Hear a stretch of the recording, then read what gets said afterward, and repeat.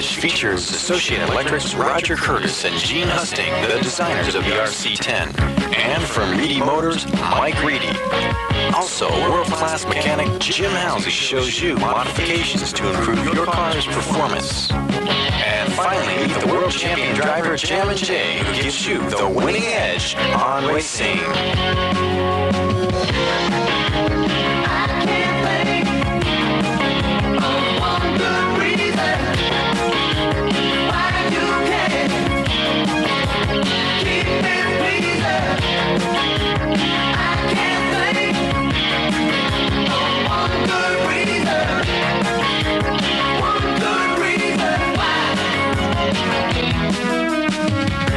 When we decided to get into off-road and design the RC10, we felt we had to do some experimenting first. So we looked at the cars that were available at that time to see what we could improve upon, and then we also looked at full-scale full-scale off-road cars, and talked to some of the people in that business.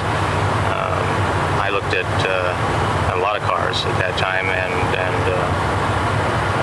came up with ideas based on those experiences. And as I said, we had a lot of experience from 8th scale cars and 12th scale. So from that point, then we started to build experimental cars. This is one of the first ones. It was nothing like an RC10, but it allowed us to test shocks. In this case, we thought we might be able to use a shock that we already had. This is the shock from the RC500, and this car essentially showed us that, first of all, the shocks were very important, and secondly, that a small shock like the one on the 500 wasn't adequate for the job. So this was number one here. Well, this is my car. It was one of the about 6 prototypes that we built when we finally had achieved a design that we were pretty comfortable with. I ran this car at the New Jersey Off-Road Nationals. That was the first nationals for off-road cars. That was sponsored by Roar, and I did pretty well with this. For a guy who hasn't raced for a long time, I was in the A main and did very well. But of course, we had a big advantage because there was only 6 of these cars there. This car looks a lot like the RC10. It's basically like the finished product, except that a lot of these parts are handmade. Chassis, for instance, is made by hand. It doesn't, you wouldn't believe it, but it's been hammered over a mold, and if you got up really close, you'd see some of the dents. This is one of our first production parts down here. That was the front A-arm. That was molded. That's a handmade part there. These inner mounts here suspension mounts are handmade. Of course, all the fiberglass stuff was cut out by hand. This car, I ran this car for probably 2 years or so. After that, I don't think I changed a part on it. So we were pretty confident after doing that we had a car that would be rugged. Well, this is the final product. This is what you get when you buy an RC10. Pretty close to the final product. It has a chrome or metallized wheels. The actual car doesn't have those. I think this is pretty much a stock car.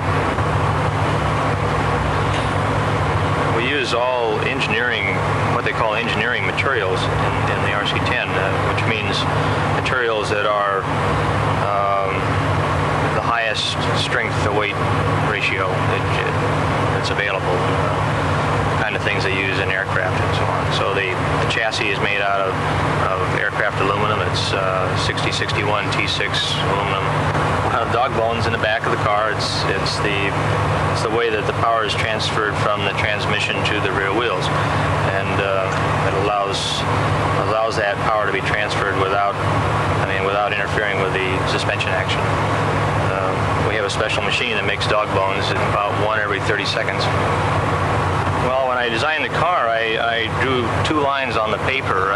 One line was the ground, and then the other line, about 1 inch and a half above it was the bottom of the chassis. And the intention was to make a car that had plenty of clearance under it and would have the ability to travel over a really rough terrain.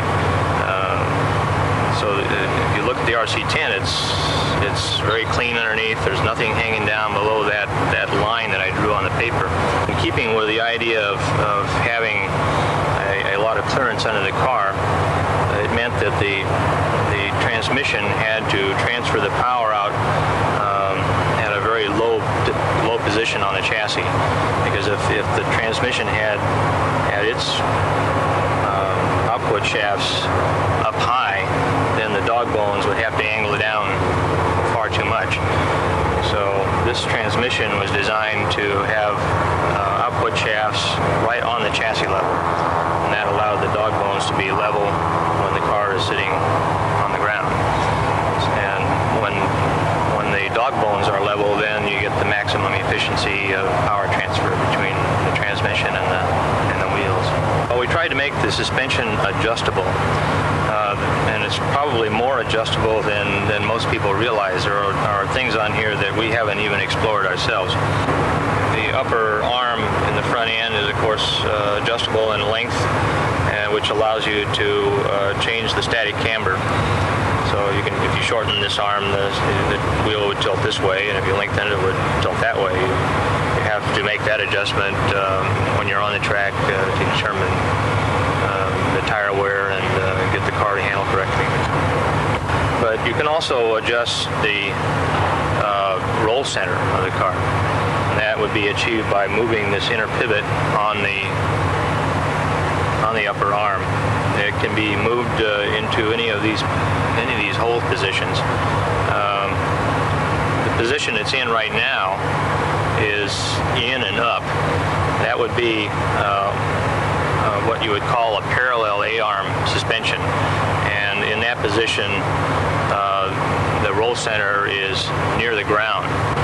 You can also move this pivot point all the way down and out to where it's on the outer hole in here. That would make the rear suspension have a higher roll center, more like a swing axle suspension. If I'm out trying to have fun racing, I don't really spend a lot of time maintaining the car. It's not necessary. The car is perfectly capable of running for a long time without doing anything to maintain it. If I'm serious about racing, then I'm going to spend more time on it.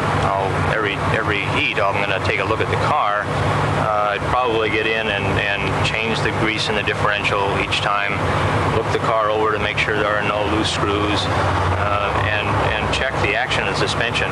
It's really very important that the suspension be able to move freely up and down. And sometimes that's hard to see.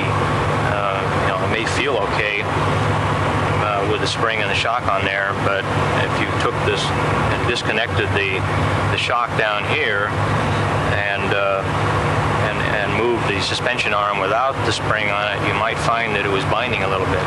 You should be able to lift this up and have it drop all the way down freely and have it not bind at all. You can learn a lot by just dropping the car. If you watch it after it hits the ground, the chassis goes down and then it comes up and comes to a stop. And that's when the oil is correct and matches the stiffness of the springs.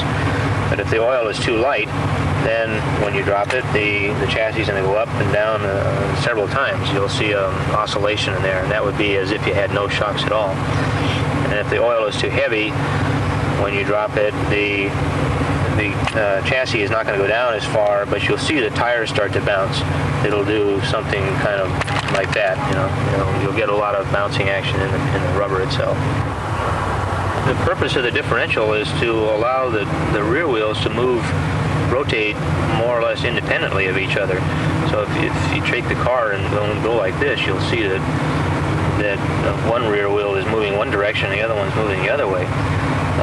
On the track, the car is turning most of the time. You're making a right turn or a left turn, and the two rear wheels really can't be turning at the same speed when that's happening. We also went and looked at real off-road cars to see what their problems were, and we asked them about their suspension and why they did the things the way they did, so that when we designed our car that we'd have an idea basically what we wanted to try. Well, we tried a lot of things, and I can tell you not everything goes right. I mean, we built I think 6 different prototypes before we got to the RC10, but it was a learning process that taught us a lot.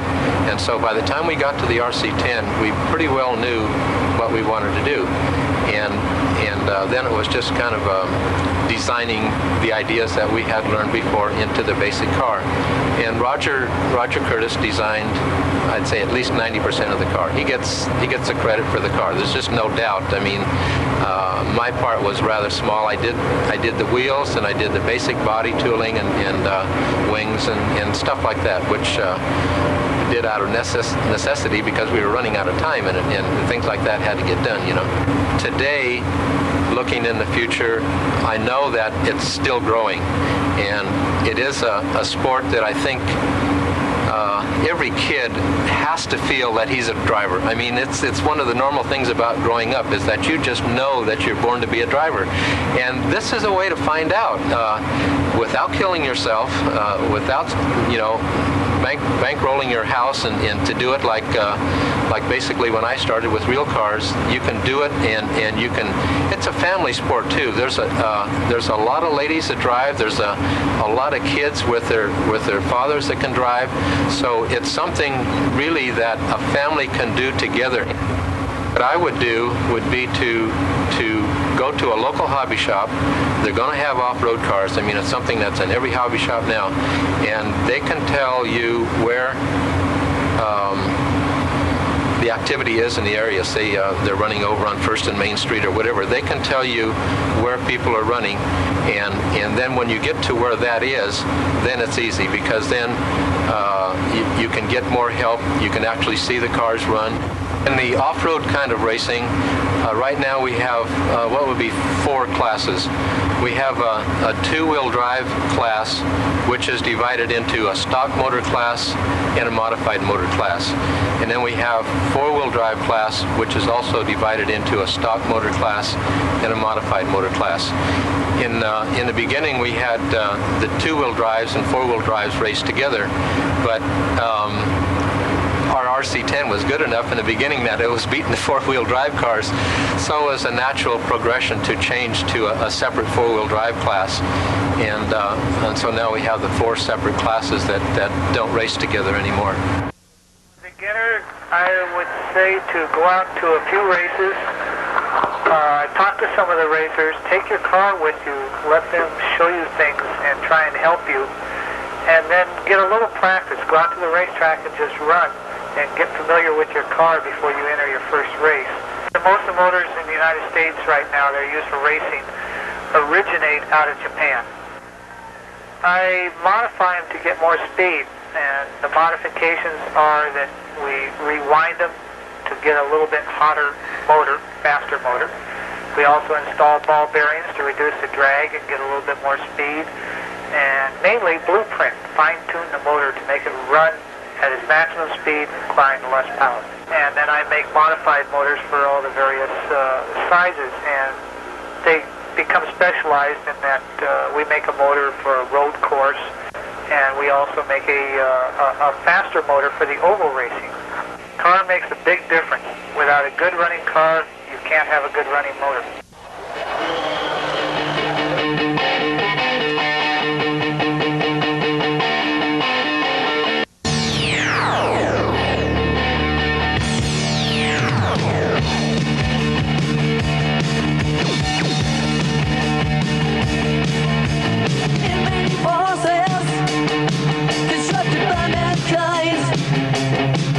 An electronic future for this race to fight.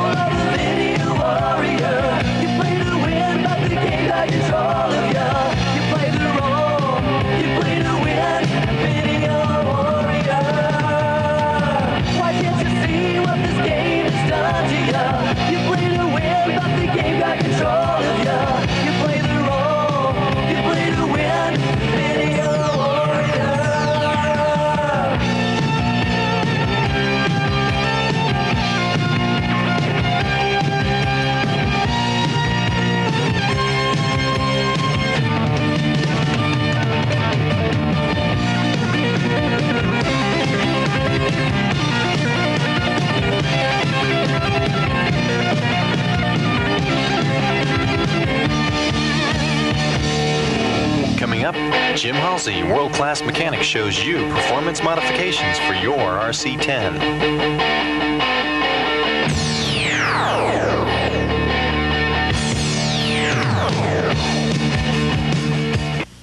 Jay and I prefer to run our batteries front to back.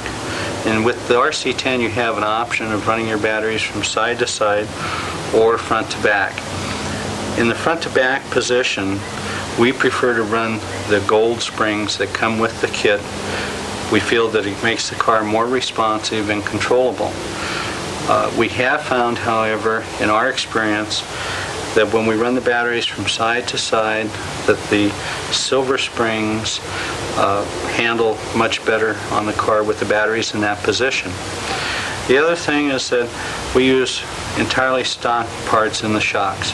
What I found works best for our particular suspension setup is trying to maintain the rear arms in a neutral position when the batteries, the motor, and everything is in the car and the car is sitting on the ground.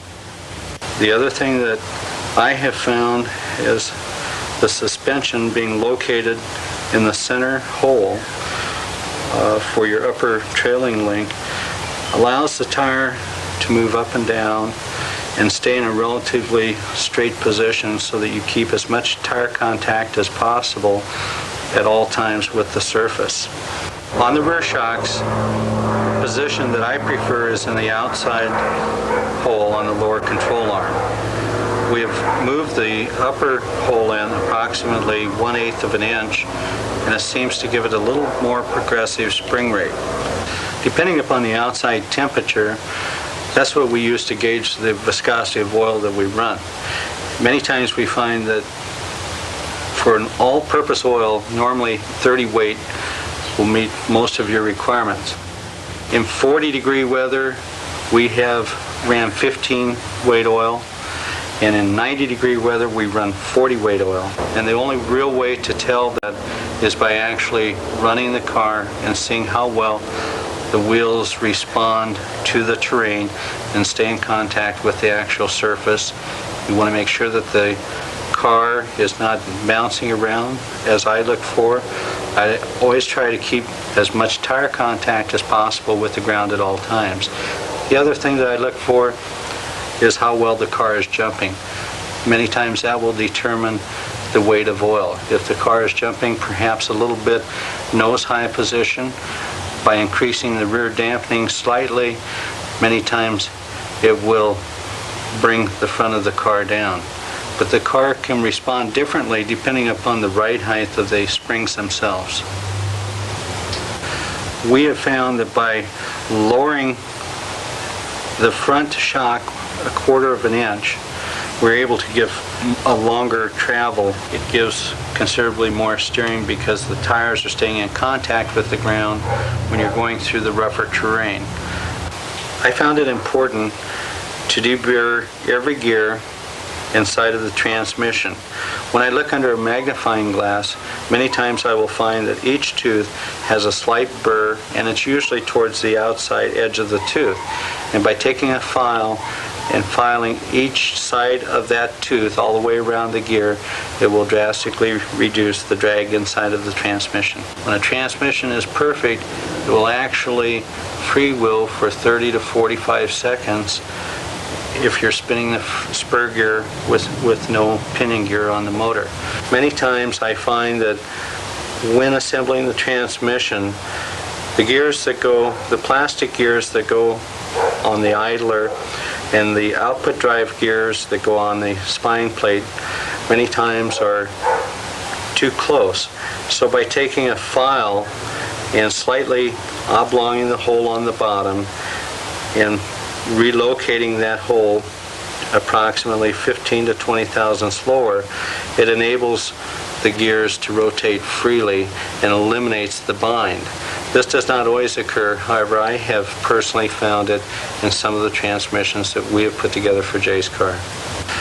I also found that by making sure that the felt seals that are in the edge of the transmission output drives are lubricated with some type of a light oil or WD-40, that it helps decrease the drag and it'll keep the dirt out of the transmission. The other objective of the transmission is to have the diff work as freely as possible.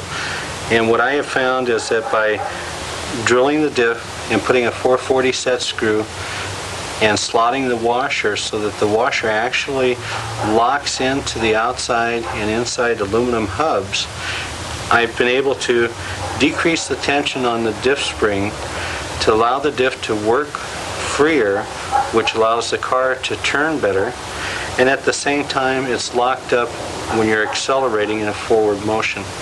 We have drilled lightning holes around the motor mount to reduce the weight. We made sure at the time that we drilled the holes that we did not drill through in order to eliminate any dirt coming through the backside of the gear cover. We've also cut a slight angle on the edge of the rear motor mount to reduce the weight of the car.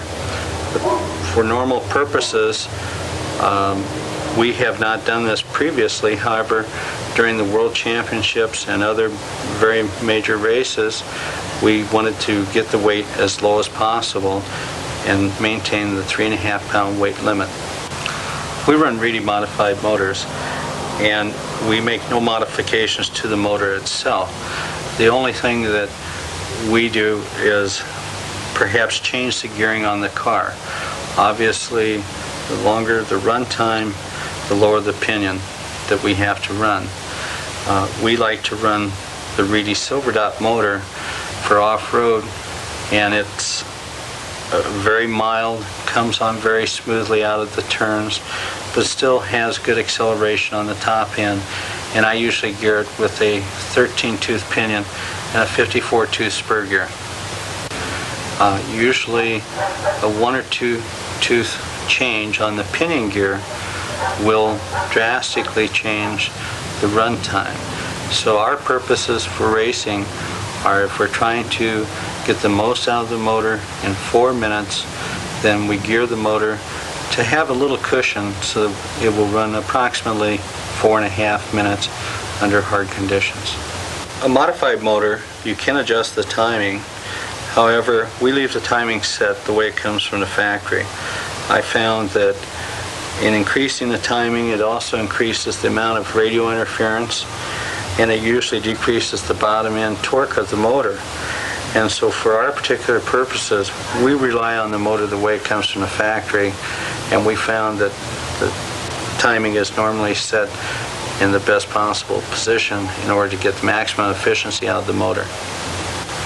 On this particular chassis, we have milled out the chassis to reduce the weight on the inside slightly. However, we wanted to still keep the strength by leaving some bars down the center line of the chassis. We have also cut the edge of the pan down about 1/4 of an inch all the way around, and then tapered it up so we'd still keep the rigidity between the front end and where the bars attach on the front part of the chassis. We've done this in order to get the weight of the car down to the 3.5 pound weight minimum, and as you can see, we went a little bit overboard, so we had to add a little bit additional weight. The only modification on the rear of the car is that we have cut the corner off very slightly. It's important to keep as much strength in this area as possible. Many times you'll take a hit in the rear end, or the car will actually come down and land on the rear end when coming off of a jump. And so I have found that it's best not to take too much material off in the rear section here, as it seems to really weaken the chassis. The Holiday Buggy tire has a better compound than most tires on the market. It is more of a rubbery tire, and I believe, at least in my opinion, I believe that's why this tire seems to work so well. I think it's a combination of the compound and the tread design on the tire itself. I've tried many other tread designs and tire compounds which have more plastic in the tire than rubber, and they just do not seem to adhere as well to the track surfaces. There is another tire on the market that is very similar to this that is put out by Parma, which is also a very good tire, and a little bit different compound, a little softer tire, and under certain track conditions it works equally as well. For the front, for our purposes, we have always used the Proline knobby tire. It mounts on the stock associated rim, and we found that this meets our needs under all track conditions. We've tried various tires. Most other tires seem to push too much going into the turns under high speed. The knobs on this particular tire allow the tire to actually dig into the surface much the same as the rear does, and I think that is the benefit of the tire. Plus the knobs wrap around on the outside edge, so even when the surface is somewhat soft, you're always getting that traction when you're going into a turn. We found that Sanyo batteries meet our racing needs. Many of the racers have various ways of designing the battery packs, and for our particular purpose we've put the 7th cell off to one side of the pack to keep the weight distribution as low as possible when sitting in the car. The other thing that I always try to do is discharge the batteries overnight and to only run them one time for each race. That enables me to get the maximum efficiency out of the batteries. I maintain a separate battery pack for practicing so that the life expectancy of the battery will be increased by only using it once at each race meet. We use the Novank speed control, which has adjustable brake and variable speed so that you can set it to suit your driving needs. It has two plugs, one that plugs into the power pack of the batteries, and the other plug plugs into the motors. We use a 4-channel Futaba receiver. The important thing is to try to keep the antenna wire as long as possible and to avoid coiling it up over each other so that you do not change the wavelengths or the frequency. We also use the Futaba S131 servo because of the strength and torque of the servo itself. It's waterproof, ball bearing, has brass gears, and it has a very high amount of torque that enables it to center the steering on the car. I'm virtually taking mental notes during the entire race, watching how the car comes off the jump, watching how it goes into the corner, out of the turn, and watching the speed of the car on the straightaway. I find that many times if the car isn't jumping properly, it could mean just making a slight adjustment on the rear wing angle, or perhaps it will mean changing the dampening in the rear shocks or the front shocks. How that's determined is going to be based upon the angle of the car coming off the jump. Also, in the turns, I found that when the car is hooking coming out of the turn, many times if a little more preload is put on the right front shock, it'll have a tendency to make the car push, and therefore it'll take away some of the tendency for the car to hook. But I'm virtually watching every movement of the car, trying to see how I can make improvements on the suspension. The only way that you can actually make those improvements is going to be based upon the reaction of the car, because the improvements have to be based upon that. Next, world champion driver Jammin tells you about the winning edge and his techniques for racing.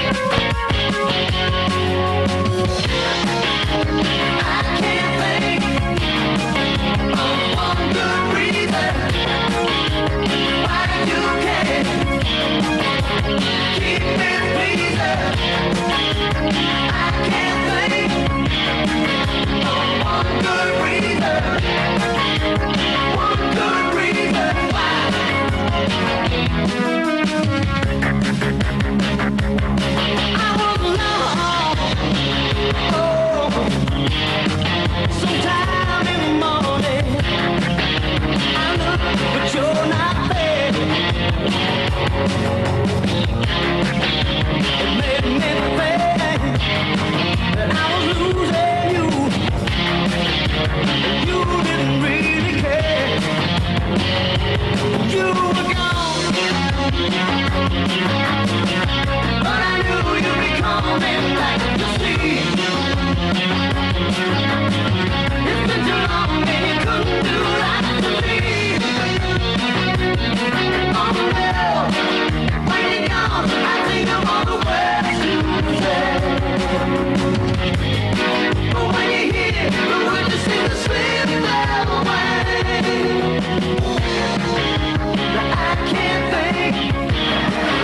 The team effort is mainly me, my dad, Mike Reedy. We work together. Mike Reedy is my motor sponsor. When I'm out on the track running, he's watching the car, seeing how the motor's running, if it's lagging out of the corners, if we need to gear up, if we need more top end, how the battery life is at the end of the race, and different things like that. My dad, his part of the team is mainly the suspension. When something breaks, he's basically my mechanic. When we're at the track, when we're at home, we work together. And my part of the team is try to drive it as good as I can. I think the winning edge for me is to try to maintain my equipment, have a positive mind when I go into the race, always think positive, and to have the best equipment that I can afford. Most important thing I can say for a beginning racer is to think positive, maintain your car as best as possible, always have a good attitude, watch your mouth on the driver's stand, and looking for sponsors to keep your car always in tip-top condition, keep it clean, drive the best possible. Don't try to go out on the track and drive fast like you see other guys doing. Go out on the track and try to drive smooth. That's the main key, is to be smooth and consistent. My strategy at the starting line is listening for the horn, the very first thing on my mind. Taking off of the line is the second thing, trying to get a very clean start, as clean as started as possible, and reacting to any problems I have on the start with other cars cutting across the track in front of me or coming up behind me, faster cars, and just trying to stay clean on the start of the race and get into the first corner as fast as possible and in front of as many cars as possible, so I don't have to pass them later on in the race and risk taking myself out in them.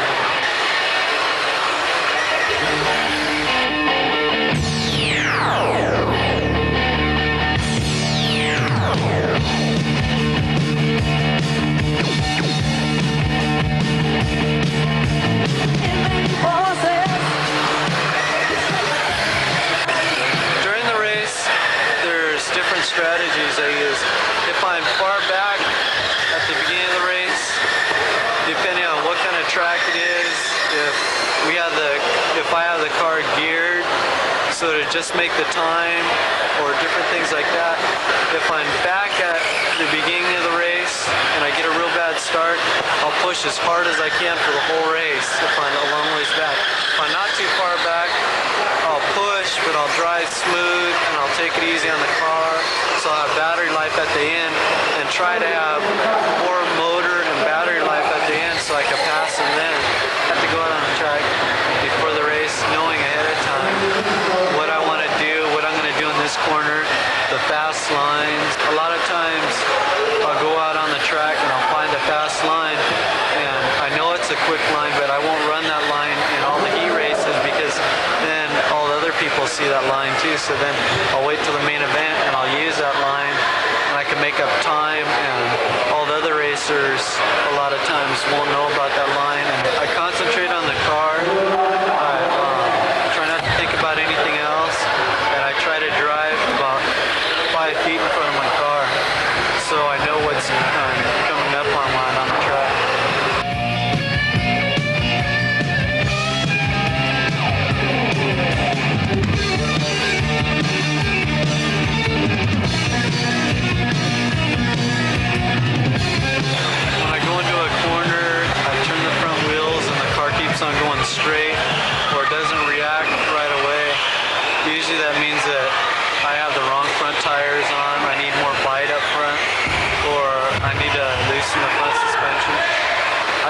safe to get rid of hooking or spinning out by running less tire or stiffening up the front springs.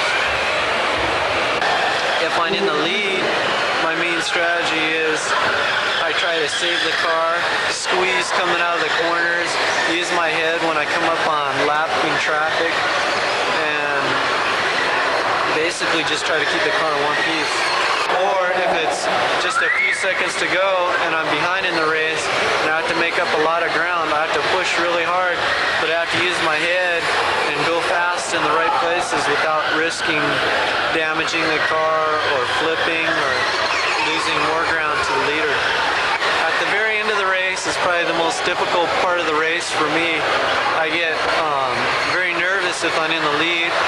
I'm really trying to be careful to save the car, and sometimes I'm too careful and I slow down too much and I can be fast. So the most exciting thing for me is the competition and winning major races, doing my best and coming out ahead of everybody else, winning. Not that I win all the time, but when I do, it's a big thrill.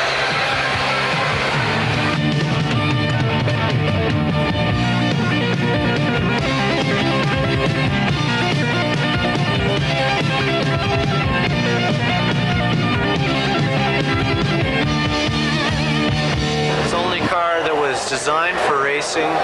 Most of the cars on the market right now were designed for fun or to look realistic. The RC10 was designed to look realistic, but it was designed for racing too. It's a real strong car. I heard that there's going to be a world championship race. I raced as much as possible a year before that. I was hitting all the races, racing 3-4 times a week. Getting as much practice as I could at home.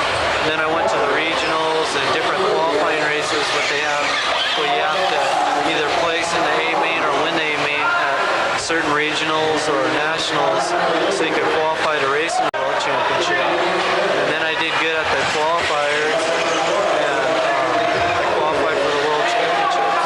If I was racing the World Championships, the main thing going through my mind is trying to blank everything else, trying to take it like any other race, trying not to get nervous, trying to think ahead of time what other drivers are going to do in that race, and to have our equipment dialed in as best as possible. The main thing is we pay more attention to details, little details, to make the car go faster than the average racer would or a beginning racer would. We just make sure everything's nice and free. We test our motors, make sure we got the gearing right, make sure there's no drag in the car whatsoever. I think if you put your mind to it, you can do anything you want. As long as you think positive, you can do it.